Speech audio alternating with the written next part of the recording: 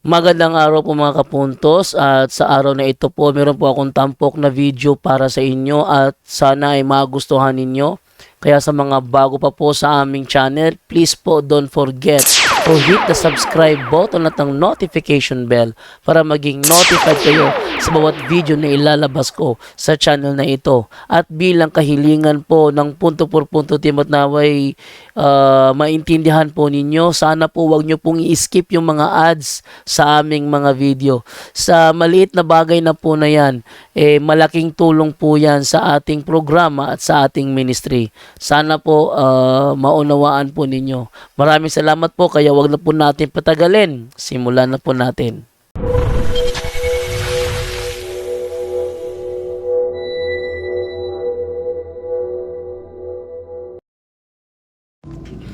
Hello, magandang araw mga kapatid. Ang kapayapaan, pag-ibig ni Kristo ay sumasa inyo. So ngayon, babasahin natin ang Ebanghelyo first reading. Dalawa, Ebanghelyo at first reading ngayon, ha? Kumusta po kayo? Gospel for today. At salamat tayo sa Diyos dahil nakapag-file na tayo ng isang kandidato po. At pakiusap po na sa sunod na mga araw, meron na naman tayong file ng kaso. So sa mga parokyano ko, huwag kayong matakot po. Huwag kayong matakot po. Kapag natatakot tayo, hindi natin mababago yung lipunan natin. So, yun ang ginagawa ko ngayon, ha? Hindi ko naman, wala naman akong personal na galit sa mga kandidato. So, yung kaaway natin, hindi yung kandidato, yung corrupt na sistema, yung bulok na sistema, mga kapatid, sa both bayan. Ito yung first reading natin, a reading from the book of the Acts of the Apostles. Stephen, filled with grace and power, was working great wonders and signs among the people. Certain members of the so-called synagogue of freedmen, Cyrenians and Alexandrians, and people from Cilicia and Asia came forward and debated with Stephen. So, nakipagdebate ito si Stephen, no? Ito yung first martyr of the church. But they could not withstand the wisdom and the spirit with which he spoke. Then the instigated some men to say, "We have heard him speaking blasphemous words against Moses and God." They stirred up the people, the elders and the scribes, accosted him, seized him, and brought him before the Sanhedrin. They presented false witnesses who testified, "This man never stops saying things against this holy place and the law. For we have heard him claim that this Jesus of Nazareth will destroy this place and change the customs that Moses handed down to us." All those who sat in the Sanhedrin looked intently at him and saw that his face was like the face of an angel. Wow! Yan po yung first reading ngayon, mga kapatid. So, ano nakasulat dito? Saint Stephen is filled with the Holy Spirit, filled with grace, the power of God. Grabe, mga kapatid. So yan ang hihingin natin ngayon, that we will be filled by the grace of God, by the Spirit and the power of God. Yan ang kulang natin, mga kapatid, no? We are not filled with grace. We're not filled by power of the Holy Spirit. Yan ang hihingin natin, mga kapatid, lalong-lalo na ngayon, no? Na malapit na ang eleksyon. Huwag kayong matakot, huwag kayong mataranta. Alam nyo, pinatay si San Esteban, mga kapatid. At sa pagkamatay niya, sabi niya, "Patawarin niyo po, Panginoon, yung pumatay sa akin. Huwag niyo silang singilin sa kanilang kasalanan." Grabe yung pagmamahal ni San Esteban, no? Bakit niya nasabi yon? Bakit niya naisip yun? Because he is filled with God's grace. He is filled with the power of God. Grabe. Ang ganda, no? Sana po maging modelo natin si San Esteban. Siya yung unang martir. Sa sunod ng mga pahina nito, makikita natin yung pag-ibig ng Diyos na dala niya. Kaya nga yung greetings natin, let us bring the peace and love of Christ, no? Wherever we go, no? Wherever you go, mga kapatid, huwag kang mahiya, huwag kang matakot, kasama natin ang Diyos. Amen? No. And then ito yung gospel, mga kapatid. Ang gospel po ito ngayon. Quick live lang po tayo, no? A reading of the Holy Gospel according to St. John. After Jesus had fed the 5,000 men, his disciples saw him walking on the sea. The next day, the crowd that remained across the sea saw that there had been only one boat there, and that Jesus had not gone along with his disciples in the boat, but only his disciples had left. Other boats came from Tiberias, near the place where they had eaten the bread. When the Lord gave thanks, when the crowd saw that neither Jesus nor his disciples were there, they themselves got into boats and came to Capernaum looking for Jesus. And when they found him across the sea, they said to him, Rabbi, when did you get here? Jesus answered them and said, Amen, amen. I say to you, you are looking for me, not because you saw signs, but because you ate the loaves and were filled. Do not work for food that perishes, but for the food that endures for eternal life, which the Son of Man will give you. For on him the Father God has set his seal. So they said to him, What can we do to accomplish the works of God? Jesus answered and said to them, This is the work of God, that you believe in the one he sent. Wow, this is the gospel of the Lord. Praise the Lord Jesus Christ. So, Flores de Mayo pala ngayon. Bago natapos yung Flores de Mayo dito, mga kapatid. At yan, ang ganda ng ebanghelyo ngayon, mga kapatid.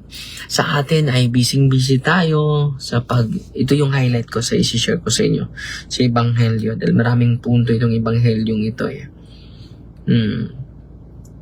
Sabi niya dito, it is the homily of Pope Francis. Amen, amen, I say to you, do not work for the food that perishes. Diba, hindi tayo makapagsimba dahil naghanap buhay tayo. Marami sa atin, ganun yung rason, diba? Marami sa atin, diba, ulan zon, marami bang bituin? Dahil nagbili tayo na. Salamat pala sa mga star senders natin, nakabili tayo ng, pitong ano yun, son? 75 na 75 5 kilos 75 bags, no? 5 kilos each. So yan po yung nabili natin dahil sa inyong mga stars, no? Salamat ha sa inyong salamat sa inyong mga generosity sa mga nagpadala natin ng stars. Oy, si Ibyang Byron nagpadala sa atin ng 1,000 stars. Salamat po. At marami tayong mabigyan ng mga pagkain kahit sa ganun na paraan. Lalo-lalo na yung nanghihirap, mga kapatid. Si Gladys Antili pinili si Porios. How are you doing today? Okay, Sister Gladys. 100 stars. Si Ejiva, 100 stars. Si Nila Alerta, 50 stars. Si Shilo Love. Hi, good evening, Father D. Asa na karon si Janing, no? 300 stars. Si Marie, 50 stars. Asa na hinahanap namin si Janing at si, kinuha niya. Kinuha niya yung driver natin. Sama namin. Bitaw. Ito yung reflection ni tama na siguro yun. Ito yung saying nag-file na tayo ng kaso, mga kapatid, sa isa sa mga bumili ng boto, mga kapatid. Father, nga naman to about vote buying? Yes, Jumer Arroyo. So, kung makatanggap na siya, dyan na natin i-announce kung sino yung pinapailan natin. Hanggang matapos ang election, mga kapatid, naghahanap pa tayo ng hindi lang yon ngayon. Naghahanap pa tayo ng mga ebidensya. Sabi sa aking idol na Santos, Saint Oscar Romero, the champion of social teaching, sabi niya, aspire not to have more, but to be more. Wow. Ang ganda, Brother Edis, ano? Aspire not to have more, but to be more. Yan ang sabi ni Saint Oscar Romero. At kaya nga, ginagamit natin ito. It is for the common good yung ginagawa natin, mga kapatid. Okay? Magdasal tayo to the Father, the Son, the Holy Spirit. Amen. Our Father, who art in heaven, hallowed be the name, the kingdom come, thy will be done on earth as it is in heaven. Give us this day our daily bread, and forgive us our trespasses, as we forgive those who trespass against us. And lead us not into temptation, but deliver us from evil. Amen. Hail Mary, full of grace, the Lord is with you. Blessed are you among women, and blessed is the fruit of the womb, Jesus. Holy Mary, Mother of God, pray for us sinners now and at the hour of our death. Amen. Glory to the Father, to the Son, and to the Holy Spirit. As it was in the beginning, is now and ever shall be, world without end. Amen. In the name of the Father, and of the Son, and of the Holy Spirit. Amen. Fighting Maria, tatak safety with a humble heart po. God bless.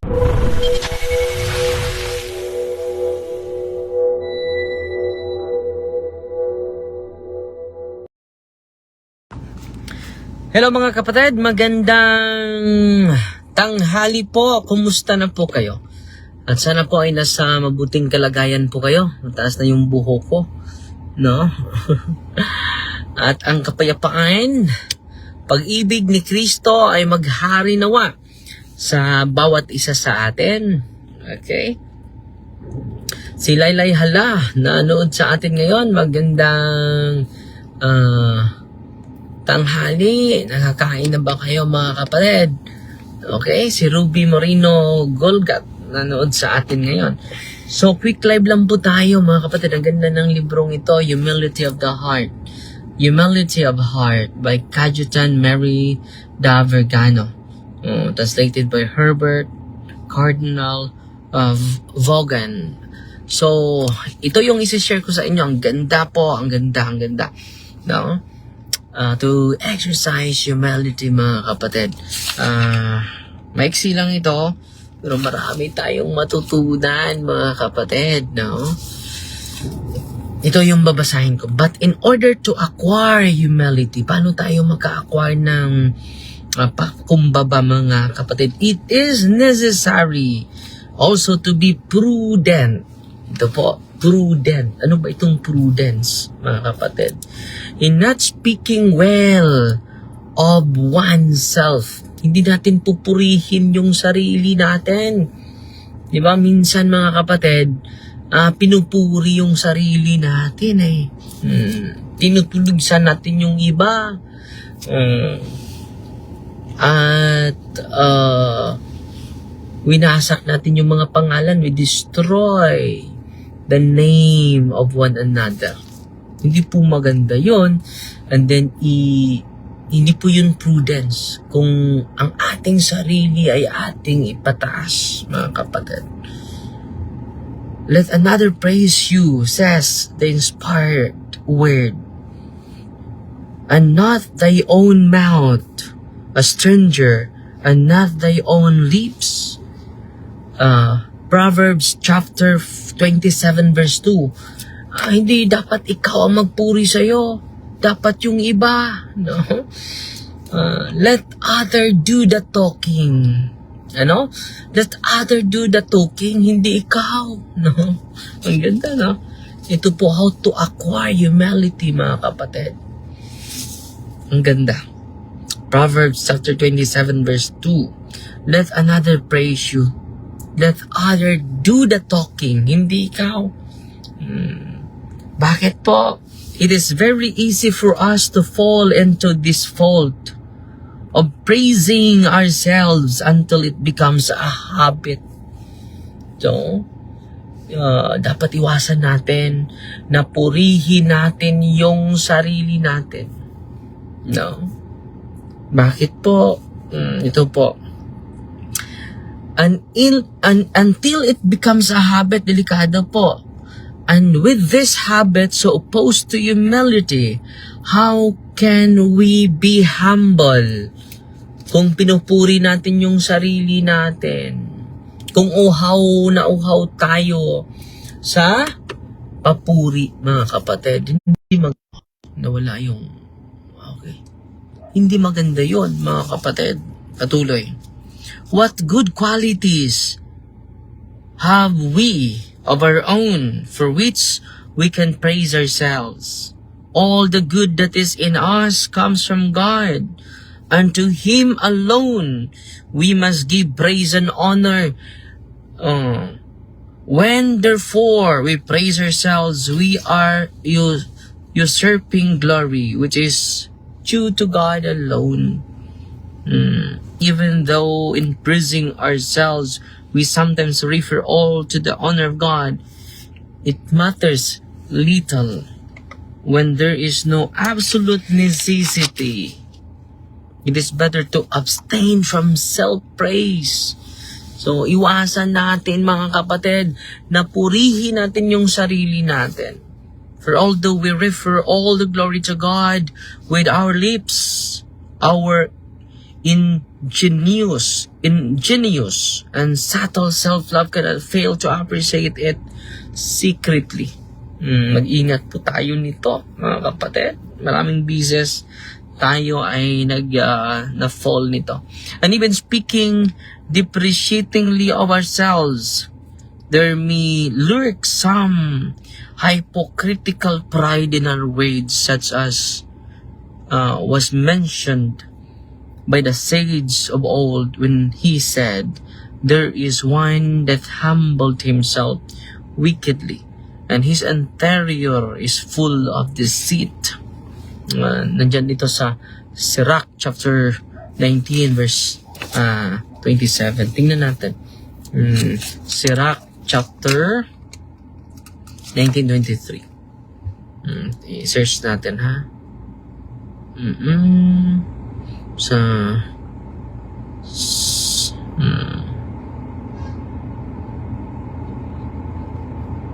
19:23. Sa good news tayo. Ito nakasulat, mga kapatid. There is cleverness that is detestable, and there is a fool who merely lacks wisdom. This verse reflects the theme found throughout the book of Sirach. Wisdom is more than just cleverness or intelligence. It's grounded with humility, truth, and a right relationship with God. The verse warns that some forms of cleverness can be manipulative or prideful, which makes them morally objectionable. So there is a cleverness that is detestable, and there is a fool who merely lacks wisdom. Ang ganda, no? Anong sinabi dito? Therefore, we can never watch over ourselves enough, because there is nothing that teaches us so well to know the pride of our heart as our own words, with which we either reveal or hide the depravity of our affections. And this is the characteristic of the proud, according to St. Bernard, one who boastfully proclaims what he is or lies about what he is not. No? So dapat, mga kapatid, hindi natin purihin yung sarili natin. Kapag pinupuri natin yung sarili natin, mga kapatid, delikado po tayo. We never practice humility. Let us bear in heart and mind this precious advice given by Tobias to his son. Never suffer pride to reign in thy mind, in your mind and in your words. Never suffer pride. Kailangan hindi tayo magpahari sa, sa pagpataas. To to reign in your mind. Hindi maghahari sa isipan natin or to our mouth, no? To our lips, to our words. The words of a proud man are nauseous, whether he speaks of himself or others, and they are hated both by God and man. Therefore, we should detest this vice, not only from the Christian, but also from the human standpoint, no? So, ang ganda, no? Yan po yung maganda kong isi-share sa inyo, mga kapatid. Sana po ay natuto kayo sa quick live natin ngayon, okay? Humility of the heart po. At ang pag-ibig, ang kapayapaan ay maghari sa ating lahat, mga kapatid. At salamat sa nagpadala ng Star Senders natin, si Ate Mercy Laranjo Ligan po. Nagpadala sa atin ng 500 stars. No, salamat po. At hindi ko mabasa yung iba. Bakit? Hindi ko mabasa yung iba. So, fight Ti Maria, accept thee with a humble heart. In the name of the Father, and of the Son, and of the Holy Spirit. Amen. Our Father, who art in heaven, hallowed be the name. The kingdom come, the will be done on earth as it is in heaven. Give us this day your deliverance, and forgive us our trespasses, as we forgive those who trespass against us. And deliver us from evil. Amen. Hail Mary, full of grace, the Lord is with you. Blessed are you among women, and blessed is the fruit of the womb, Jesus. Holy Mary, Mother of God, pray for us sinners now at the hour of our death. Amen. Glory to the Father, to the Son, and to the Holy Spirit. In the name of the Father, the Son, and the Holy Spirit. Amen. God bless po si Birulo, additional na Star Senders natin. Birulo Bangi, no? Salamat po, 100 stars. Si Malak Ganil, no? Nagpadala ng 200 stars pala. Salamat po, ang Diyos na po ang magsukli sa kabutihan ninyo. Okay? So, ito po, no? Tobias chapter 4. Wait mo na, mga kabada. Tobias chapter 4 verse 14. Ang ganda.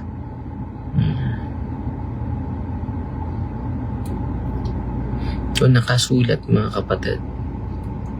Never do to anyone else anything that would not want someone to do to you. Katulad ito sa pero sa ibang translation, no? 4:14. Iba dito, Never suffer pride to reign in thy mind, thy words. Siguro. Atas tayo. Nagkamali na talata. Maka nabaliktad.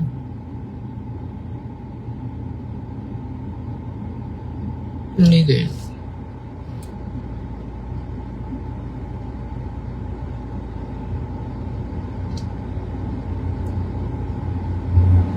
Tingnan natin. Atras lang tayo ng kata. Be guard, my son, against any kind of sexual sin. First of all, marry a woman from our own people. Never marry a foreign woman. Never to be proud to marry a poor woman who is a good person.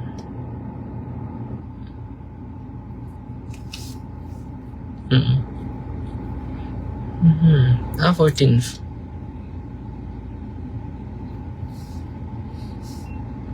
Be more afraid of being poor in obedience to God's command than becoming rich by breaking this law.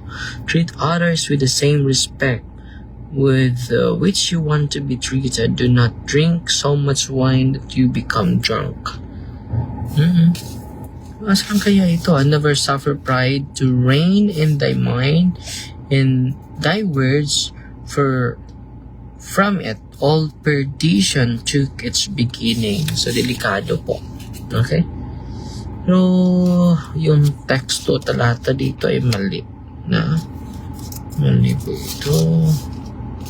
Tobias 4:14. Tobias po ito. Yes. So, kung mali itong talatang ito, mga kapatid. Salamat tayo, additional star senders natin. Si kapatid Marcelina Galyacanto. Salamat po, 50 stars si Ate Evelyn, 50 stars. Si Gina Patadino, 50 stars. Salamat po sa inyo po. Sila po muna, Fighty Maria, Tatak FT,